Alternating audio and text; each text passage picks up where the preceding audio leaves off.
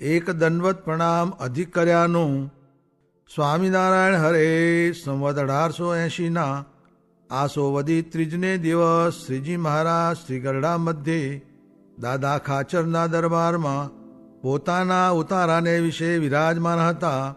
પછી સ્નાન કરીને ને શ્વેત વસ્ત્રનું ધારણ કરીને પોતાના આસન ઉપર વિરાજમાન થયા અને પોતાનું દેવાર્ચનાદિક જે નિત્ય કર્મ તેને કરીને ઉત્તરાદે મુખે શ્રી કૃષ્ણ ભગવાનને સાષ્ટાંગ દંડવત પ્રણામ કરતા હવા. તે પ્રતિદિન જેટલા દંડવત પ્રણામ કરતા તેથી તે દિવસે તો પોતે એક દંડવત પ્રણામ અધિક કર્યો. તેને જોઈને શુકમુનિએ પૂછ્યું છે, હે મહારાજ, આજ તમે એક પ્રણામ અધિક કેમ કર્યો? ત્યારે શ્રીજી મહારાજ બોલ્યા છે, નિત્ય પ્રત્યે તો અમે શ્રી કૃષ્ણ ભગવાનને નમસ્કાર કરીને એમ કહેતા છે, હે મહારાજ, આ દેહાદિકને વિશે અહમ મમત્વ હોય તેને તમે ટાળજો. અને આજ તો અમને એવો વિચાર થયો છે, ભગવાનના ભક્તનો મને વચને અને દેહે કરીને જે કાંઈક જાણે અજાણે દ્રોહ થઈ આવે ને તેણે કરીને જેવું આ જીવને દુઃખ થાય છે તેવું બીજે કોઈ પાપે કરીને થતું નથી. માટે જાણે અજાણે મને વચને દેહ કરીને જે કાંઈ ભગવાનના ભક્તનો દ્રોહ બની આવ્યો હોય તેનો દોષ નિવારણ કરાવ્યા સારું એક પ્રણામ અધિક કર્યો. અને અમે તો એમ જાણ્યું છે જે ભગવાનના ભક્તના દ્રોહે કરીને જેવું આ જીવનું ભૂંડું થાય છે ને એ જીવને કષ્ટ થાય છે તેવું કોઈ પાપે કરીને નથી થતું. અને ભગવાનના ભક્તની મને વચને દેહ કરીને જે સેવા બની આવે ને તેણે કરીને જેવું આ જીવનું રૂડું થાય છે ને એ જીવને સુખ થાય છે તેવું બીજે કોઈ સાધને કરીને નથી થતું. અને એ ભગવાનના ભક્તનો જે દ્રોહ થાય છે તે લોભ, માન, ઈર્ષ્યા અને ક્રોધ એ ચારે કરીને થાય છે. અને ભગવાનના ભક્તનું જે સન્માન થાય છે તે જેમાં એ ચારે વાના ન હોય તેથી થાય છે. માટે જેને આ દેહ કરીને પરમ સુખ્યા થવું હોય ને દેહ મૂક્યા કેડે પણ પરમ સુખ્યા થવું હોય તેને ભગવાનના ભક્તનો મને વચને દેહ કરીને દ્રોહ ન કરવો. અને જો ભગવાનના ભક્તનો કાંઈક દ્રોહ થઈ જાય તો તેની વચને કરીને પ્રાર્થના કરવી ને મને કરીને ને દેહે કરીને તેને દંડવત પ્રણામ કરવા ને ફરીને દ્રોહ ન થાય એવી રીતે વર્ત્યાનો આદર કરવો. પણ એકવાર દ્રોહ કરીને દંડવત પ્રણામ કર્યા ને વળી ફરી દ્રોહ કરીને દંડવત પ્રણામ કરવા એવી રીતે વર્તવું નહીં. અને આ વાર્તા દાડી સાંભળતી રહે તે સારો આજથી સર્વે સંત તથા સર્વે હરિભક્ત માત્ર એવો નિયમ રાખજો જે ભગવાનની પૂજા કરીને પોતાના નિત્ય નિયમ જે દંડવત પ્રણામ હોય તે કરવા ને તે પછી બધા દિવસમાં જે કાંઈ જાણે અજાણે મને વચને દેહ કરીને ભગવાનના ભક્તનો દ્રોહ થયો હોય તેનું નિવારણ કરાવવા સારું એક દંડવત પ્રણામ નિત્ય કરવો એમ અમારી આજ્ઞા છે. તેને સર્વે પાળજો. ઇતિ વચનામૃતમ. એ રીતે ગરડા મધ્ય પ્રકરણનું 40મું વચનામૃત જે તે થયું. કર્મ વિપાક નામે ગ્રંથ છે તે મહારાજે વંચાવ્યો હતો. તેમાં કહ્યું છે જે આ પાપે કરીને આ રોગ થાય એ પ્રકારે તેમાં ઘણો વિસ્તાર કર્યો છે.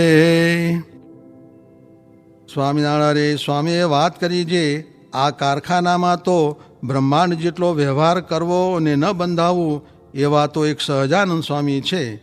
ને આ કામ તો કેવું છે જે 8 ડોકડા ભારની ઉંદરડીને માથે 1000 મણનો પાટડો ઊભો પડે તો ઉંદરડી ક્યાંય દેખાય નહીં એવું છે. તે મહારાજે કહ્યું છે જે ગોપાળાનંદ સ્વામી ને મુક્તાનંદ સ્વામી તે પણ ઉતરતા જેવા રહે કે ન રહે. માટે આપણે તો ભગવાન ને સાધુ એ બે જ રાખવા અને સોનું રાખીને તે ઉપર રૂપિયા દેવા તેમાં ખોટ ન આવે, ને બીજા વેપારમાં તો ખોટ પણ આવે. માટે આત્મનિષ્ઠા આદિ ગુણ છે, પણ ભગવાન ને સાધુ જેવું કોઈ નથી. સ્વામિનારાયણ હરે સ્વામીએ વાત કરી જે ફિરંગી નિત્ય વાત કરાવે છે, તેથી તેના માણસ બહુ ખબરદાર થાય છે. તેમ જે કથા વાર્તા પ્રશ્ન ઉત્તર કરવા સાંભળવાનો અભ્યાસ રાખે તેનો જીવ વૃદ્ધિને પામે, ને તેમાં બળ આવે, પણ તે વિના બળ ન આવે. ને જે આળસુ થઈને બેસી રહે તેને શું સમાસ થાય? સ્વામિનારાયણ હરે સ્વામીએ વાત કરી જે આ જીવે કરોડ કલ્પ થયા મન ગમતું જ કર્યું છે, તે એટલા કલ્પ પણ કહેવાય તો નહીં. પણ હવે તો આ દેહ કરીને ભગવાનનું ગમતું કરી લેવું, ને આજ્ઞામાં યુક્તિ ન કરવી, ને આવે એટલું ભોગવવું નહીં, ને ત્યાગ કરતા રહેજો, એમ સર્વને કહ્યું. સ્વામિનારાયણ સ્વામીએ વાત કરી જે લોક, શાસ્ત્ર ને અનુભવ એ ત્રણમાં મળતું ને ન મળતું તેની વાત મહારાજે કહી છે. પરણીને સ્ત્રી રાખે તે ત્રણેયમાં મળતું, ને વ્યભિચાર કરે તે લોકમાં ન મળે, હૈયામાં ન મળે, ને શાસ્ત્રમાં ન મળે, ને હૈયામાં સુખ ન રહે, તેમજ નાતમાં જમે તે ત્રણેયમાં મળતું, ને વટલે તે ત્રણેયમાં ન મળતું, એમ તપાસ કરવો, તે વેદ પ્રમાણે વાત છે. સ્વામિનારાયણ સ્વામીએ વાત કરી જે સભાની વાત બહુધા લાગે નહીં, એ તો એકાંતમાં પૂછવું સાંભળવું ત્યારે સમાસ થાય છે, ને સમાગમ કરે તેનો સંગ લાગે ત્યારે તે સમાગમ કર્યો કહેવાય. તે જેમ પાણી લાગે છે એમ જ્યારે સંગ લાગે ત્યારે તેના તો અવયવ ફરી જાય. ને સંગ તો કેવો છે, તો એને લોભાધિક દોષ ન મૂકવા હોય તો પણ મુકાઈ જાય, ને જો દોષ મૂકવા હોય તો પણ જો ઉતરતો સંગ થઈ જાય તો મૂળગા દોષ વધી જાય, એમ સંગમાં રહ્યું છે. સ્વામિનારાયણ હરે સ્વામીએ વાત કરી જે 1થી 50 માળા સુધી જો એકાગ્ર દ્રષ્ટિ રાખે તો સુખે ધ્યાન થાય, નિકર સંકલ્પ થયા કરે. સ્વામિનારાયણ હરે સ્વામીએ વાત કરી જે નાગર ગવૈયા પાસે બતિયા તેરી શ્યામ સોહાવની આવે એ કીર્તન બોલાવીને વાતું કરી, ને કહે જે આ કલાક લેખે લાગી, બાકી બધી ખાલી ગઈ. તે ઉપર દ્રષ્ટાંત દીધું છે.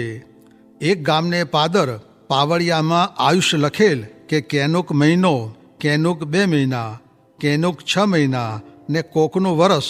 તે એ ગામમાં એક બ્રાહ્મણ રહેવા જતો હતો. તે વાંચીને પાછો વળ્યો ત્યારે માણસે કહ્યું છે એમ નથી, આ તો જેણે આ ગામમાં જેટલી ઘડી ભગવાન ભજેલ ને ભગવાનની કથા વાર્તા સાંભળેલ તે બધી ઘડી ભેળી કરીને જેટલી થઈ તેટલી જ આવરદા પાવડિયામાં માંડી છે. કેમ જે બાકીની તો એળે ગઈ છે, એમ આપણે પણ એવું છે જે જેટલી ઘડી ભગવાન સંબંધી થયું એટલી જ ઘડી સાચું છે. ને કામમાં, ક્રોધમાં, લોભાદિકમાં જેમાં જેટલી કસર અહીં રહેશે તેટલી ક્યાંક ટાળ્યા પછી ધામમાં જવાશે. સ્વામિનારાયણ હરે સ્વામીએ વાત કરી જે મુંબઈ જાય તો સત્સંગ થોડો ગાશે, ને તેથી મોસંબી જાય તો વધુ ગાશે, ને તેથી કાપકુરાન જાય તો સાબદો ઘાસી જાય. માટે ઘેર બેઠા રોટલા મળે તો વધુ સારું, આઘું જાવું નહીં, ને શેર પાટણ સેવવા નહીં, ને સુખ તો સત્સંગમાં જ છે. ત્યારે કોકે કહ્યું છે તમારી આજ્ઞામાં રહે તો? એટલે સ્વામી કહે હા, આજ્ઞામાં રહે તો સુખી થાય, ને આજ્ઞા બહાર પગ દે તો દુઃખ થાય. આજ્ઞા અને વચન એ બેમાં જ સુખ છે, અને તેમાં મોક્ષ પણ રહ્યો છે. જુઓ ને, જાનકીજીએ આજ્ઞા બહાર પગ દીધો તો હરાણા, ને એક કડિયો કરાચી ગયો. તે ભારે કમઠાણ ઉઠાવીને ₹15,000 ભેળા થયા. પછી મેં અહીંથી કાગળ લખ્યો છે, ભાગી આવજે, જાજો લોભ કરીશમાં. પછી ન આવ્યો. તેમાંથી શું એ થયું તે બધાએ ગયા, ને પોતે માંડ બાયડી છોકરા લઈને ભાગ્યો, એમ પણ થાય છે. સ્વામિનારાયણ હરે સ્વામીએ વાત કરી જે પુસ્તકમાં તો વાતો લખી હશે, પણ કોઈને તે કામ આવી નથી. કાજે વચનામૃતની આખી પ્રતિઓ પાસે પડી રહ્યું, ને વળી ભણેલા તે પણ સત્સંગમાંથી ગયા છે.